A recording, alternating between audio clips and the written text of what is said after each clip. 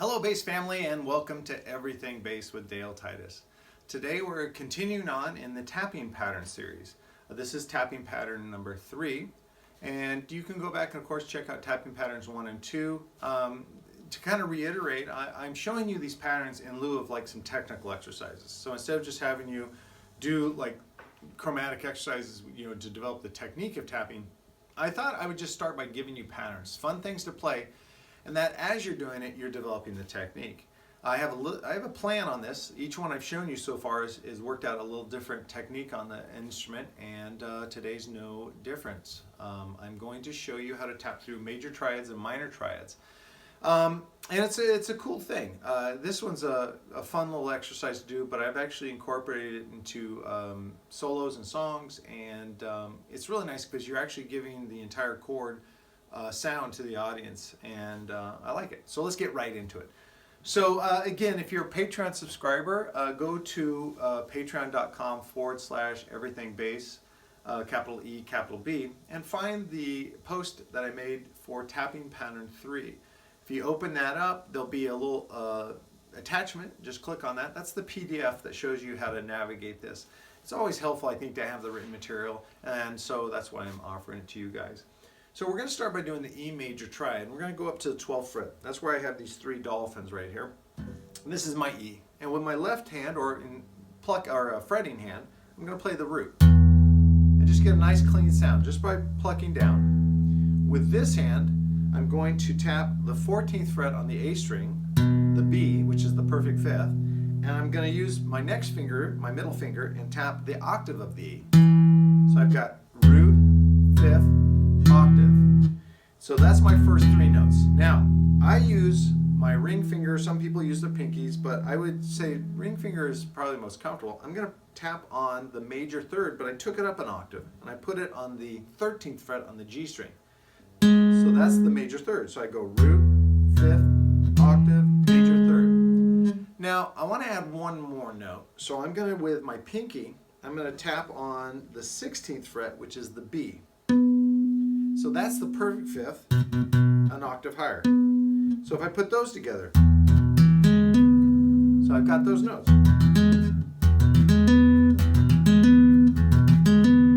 But I want to also come down. And coming down, I'm not going to do any pull-offs. I'm going to tap going down like I tapped coming up.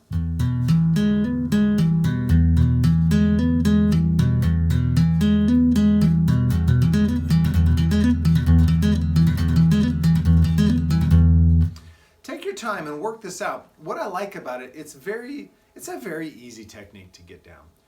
Maybe you'll struggle a little bit with the pinky in your right hand because with your plucking hand, we don't use the pinky a lot. Some players do, and so it might not be used to being called into duty.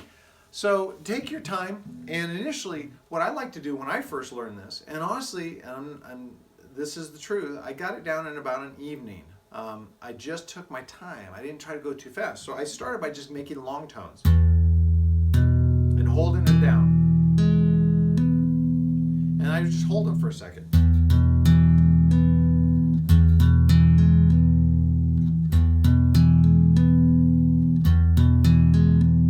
And then I started working the full arpeggio.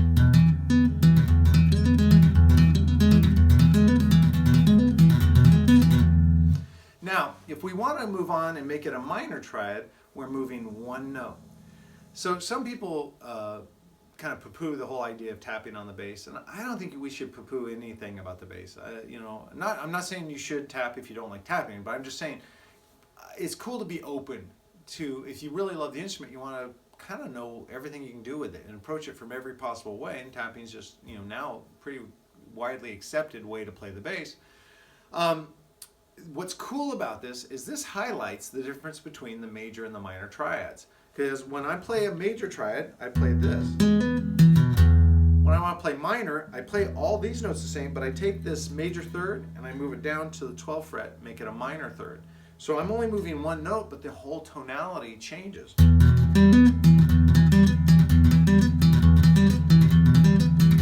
So here's major and minor. Major, minor.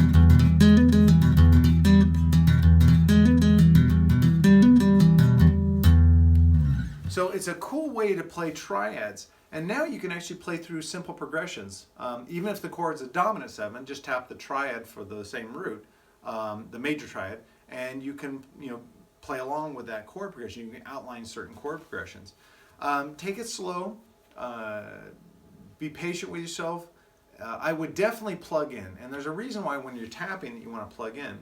When you don't have your bass amplified and you tap a note, you're going to hear this, which is the only thing that the bass hears, but you also hear this. And sometimes they sound beautiful together, a lot of times they don't. So you're going to go, wow, that sounds horrible when you're tapping and you're not plugged in, because you're going to hear both sides of the string acoustically. And it's not sometimes, well, almost always horrible. So plug in, even at low volumes, if you want to just discreetly play, or put on headphones and practice through tapping these simple triads. It's fun, but it also has a purpose. I'm trying to get you to tap with a little different. Earlier things I was having you tap with your hands lined up, and I was having you tap with more like this.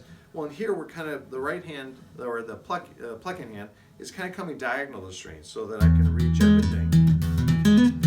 If I try to do it this way, ain't gonna work. This way, and some guys make it work, but I think it's hard. But if you come with your fingers diagonally, you get this really cool, easy, focused technique that's gonna be very efficient and sound very clean. All right, so we have that down, but now I'm gonna talk about just a great album. I say that all the times, but I own a lot of great albums. Sorry, so sue me. Michael Manring's album Thonk. Thonk. Here's the graphic. That's the album cover. And I tell you, Thonk, so great. There's so many songs on here that will expose you. If you haven't heard Michael play at all before, you're going to hear a man play the bass like no one's played the bass before. He has pioneered more ways to tune the bass, to approach the bass. My Three Moons, he has 3 basses on. Or he plays 3 basses. When you see him live, he'll have 2 on and then 1 on a stand, or someone will hold a 3rd. And he actually plays them in a musical fashion. None of this is gimmickry. This is all just music, how he hears it, and the best way he can externalize how he hears it is by sometimes tuning the bass differently, sometimes playing 2 basses, sometimes playing 3 basses. It's never for the spectacle, it's always for the music, and I appreciate that so much. I also strongly encourage you, Michael's one of those players who sometimes will come and play small shows, house shows, small clubs, do whatever you can, beg, borrow, whatever, just go to these shows, because he's a wonderful performer. You'll enjoy the time between the songs as much as the songs themselves, because he tells fun stories. He immediately puts the audience to ease. Yeah, wow, he changed me as a player. I've seen him on multiple occasions, and he just blows my socks off every single time. So Michael Manring, the album is Thonk. Check it out. Please, again, if you listen to some tracks online and you really like it, it's one of the best ways things you can do to thank these players for sharing their music is just buy their CD.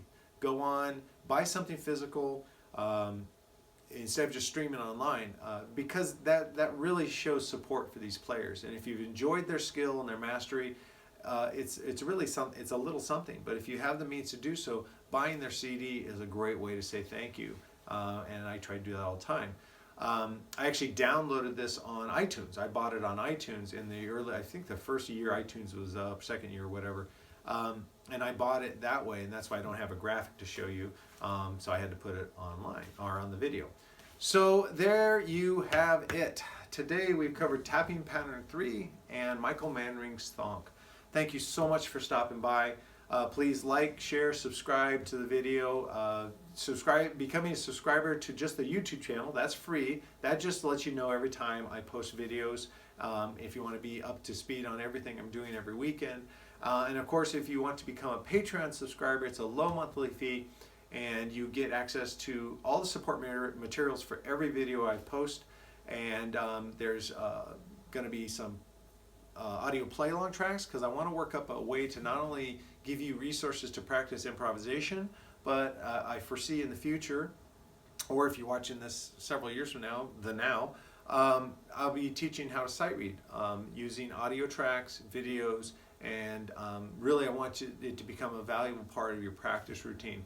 I launched this channel not only to develop this base community, but specifically for these lessons as a response to people emailing me or seeing me at trade shows, seeing me at base clinics and saying, do you do Skype lessons? Can you possibly? I would love it. I can't find a teacher. I can't find a teacher who's on my schedule.